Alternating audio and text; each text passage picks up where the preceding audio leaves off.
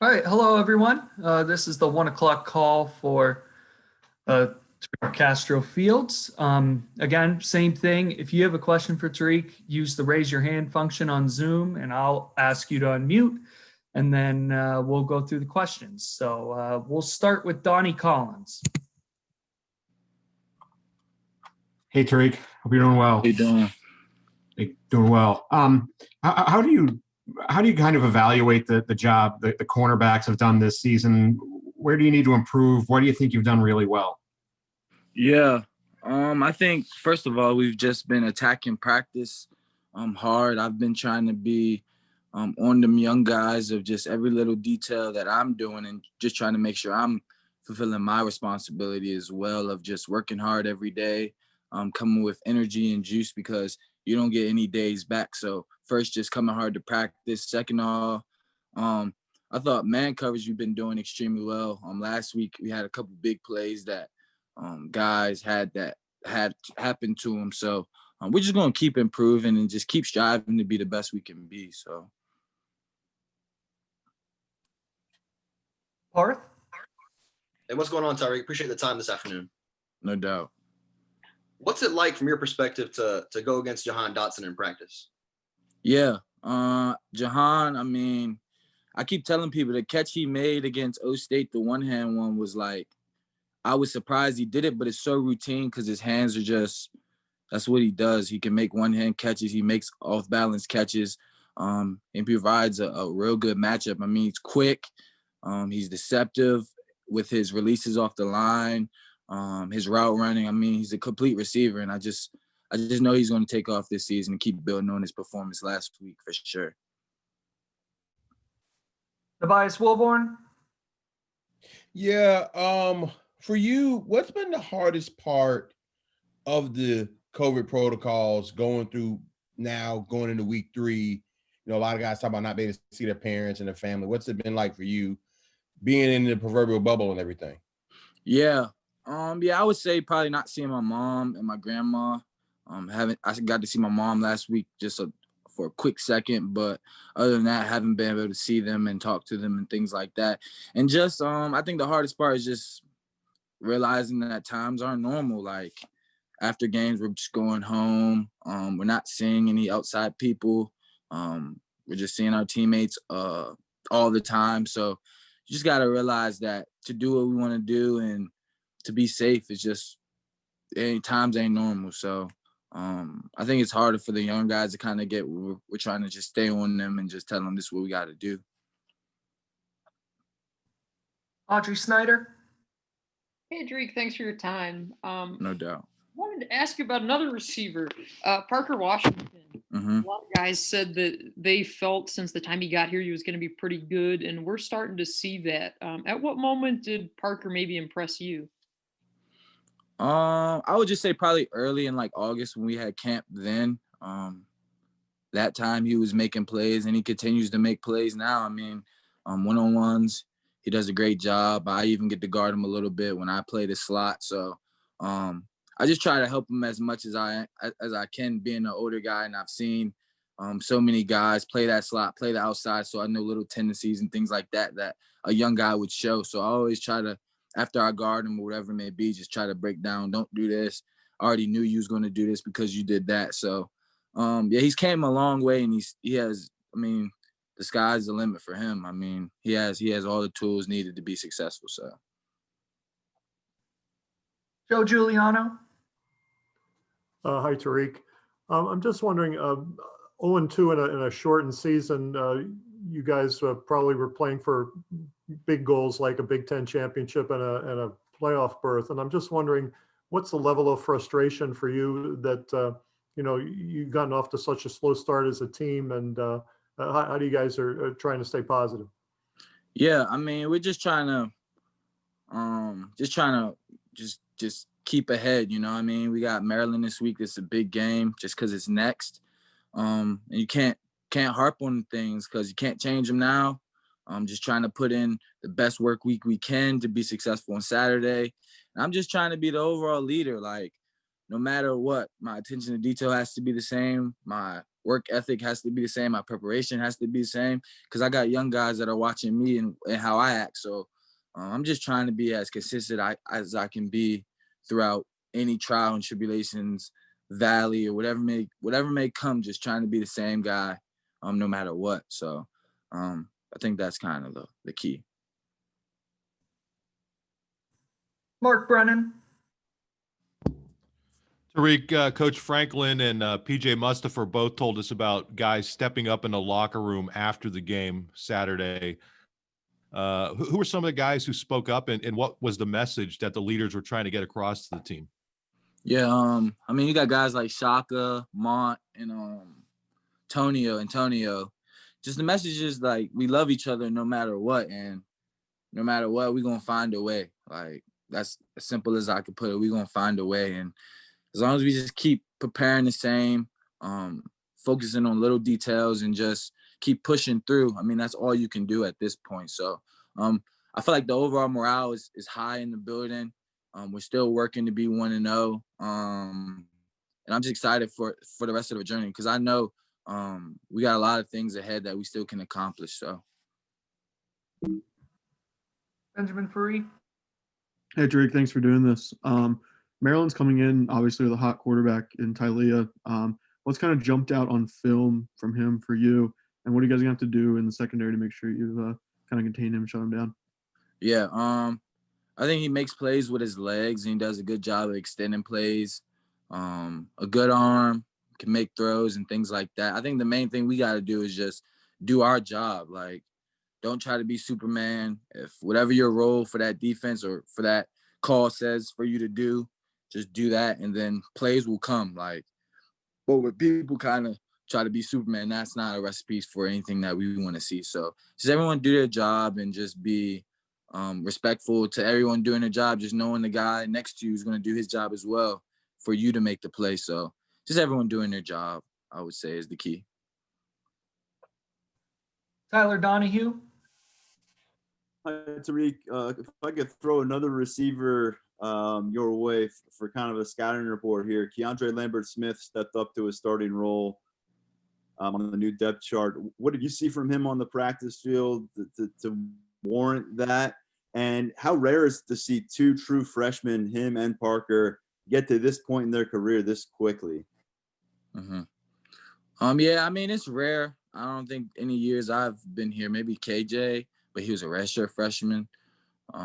So that is extremely rare, and they both of them guys deserve it. But I think Keiondre, he's just a competitor. He competes out there no matter who's in front of him. He plays the outside, so I get to go against him a bit more than I do Parker. So I think he has good speed. He's coming into his own with his route running. He's quick off the ball with his releases. He just overall competes. Like, he's a competitor no matter what. And when you have that dog in you like that, I mean, anything can happen and you're going to make the play. So I think he competes at a very high level. Mark Wogenrich.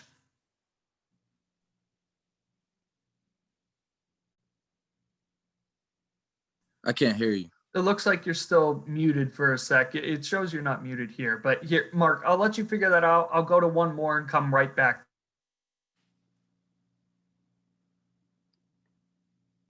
We'll go to Donnie Collins again. Tariq, how are you a better player now than you were at the end of last season? And how big a thing has health been for you? Yeah, I mean, staying healthy has been a big part of these few games. I mean, I've been playing a lot of snaps and things like that, which I love it. I think I'm taking care of my body better this year. Just putting a lot of work in the training room, just trying to stay as fresh as possible. And I think overall, just my mindset of not wanting to lose a day of work has been blessing me so far. Like, every day I come in, I'm trying to be the hardest worker. Just trying to always set the good example, because I never know what young guy is watching me. So I always just try to be that older guy for them to look at off and on the field, of how I act, my character, my actions, and things like that. But I mean, I've been happy with my performance. I just know I got to work on a few little things, but I guarantee I'm gonna be working on those. We'll go back to Mark. Any better now?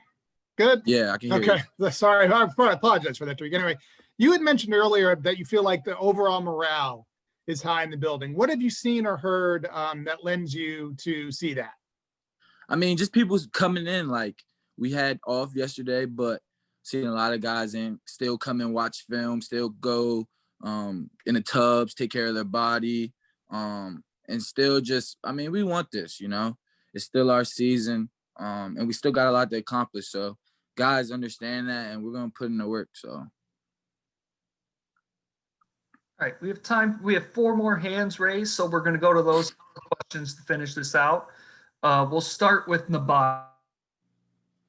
Thanks, Kevin, and thanks, Tariq, again. Tariq, when you look at this Maryland team, you look at their receivers, what challenges do they present when it comes to covering those guys? Yeah, I think they got some good guys over there. I mean, they make plays when the ball's thrown to them. I mean, 7 and 6 are their go-to guys, and 5 as well. So, I mean, they make plays when the ball is in their hands. 7's like one of the bigger receivers in the Big Ten. So, I mean, they both provide good little matchups for who is ever out there. So, it's going to be a good matchup this week. Parth? Sorry, you talked about, the team still having a lot to play for, and I kind of want to refer back to, Joe's question earlier.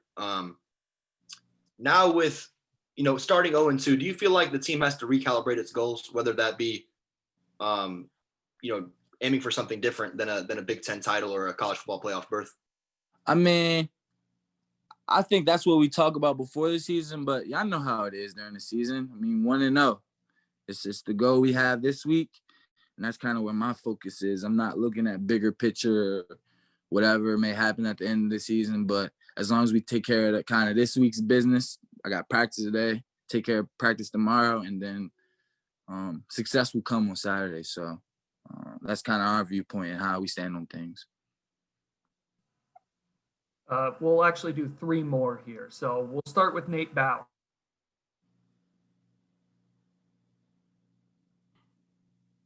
Tariq, hey, how are you doing? How you doing? Good. Hey, I apologize. I got one more morale question for you, but for one reason or another, the number of players that you have not had, right, from Micah to Noah, Journey, Cam Sullivan-Brown, Keaton, like, does that play on you guys' psyche at all? To this point, to have so many impact guys not available to you?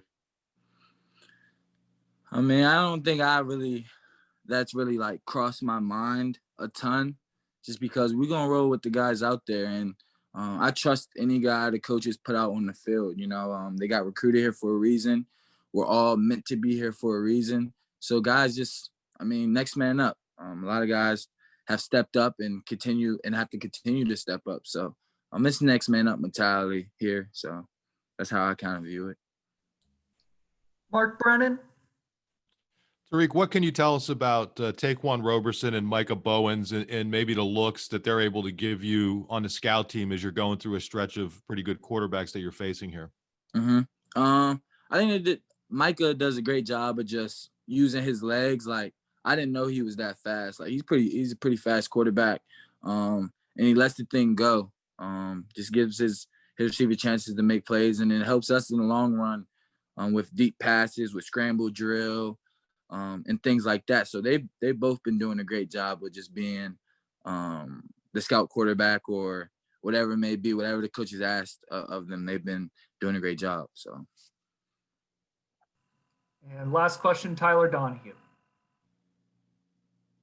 What do you consider to be the biggest challenges about trying to master that star position in the Penn State defense, and what does Lamont Wade do to put himself in to be the number one guy there? And another name, Daquan Hardy, it was mentioned by James Franklin as someone who's coming along in that role.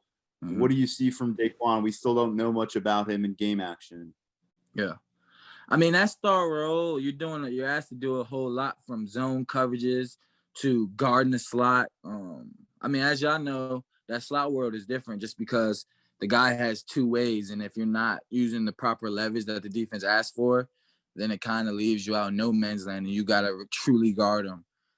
So that slot, I mean, you blitz, you got run fits, and things like that. So you got to know what everyone's doing when you're in that slot world. I mean, Lamont, he's been playing it for so long that he just has a lot of experience in it, and he knows what to do. There's no hesitation. He can kind of do something else, but still get to his job. So, yeah, he's a real smart guy. And same as Day-Day. I mean, Day-Day's one of the smartest corners in the room, just knowing what to do, knowing route concepts and things like that. And he's a dog as well. Like, he competes every day, comes in with a great attitude, ready to learn, listens to what I have to say, what Coach V has to say, what Coach T has to say. And that's all you can ask for as a young guy, just for him to soak up all the knowledge that he can. And he's been using it and making plays. So I'm excited for his future as well. And now, of course.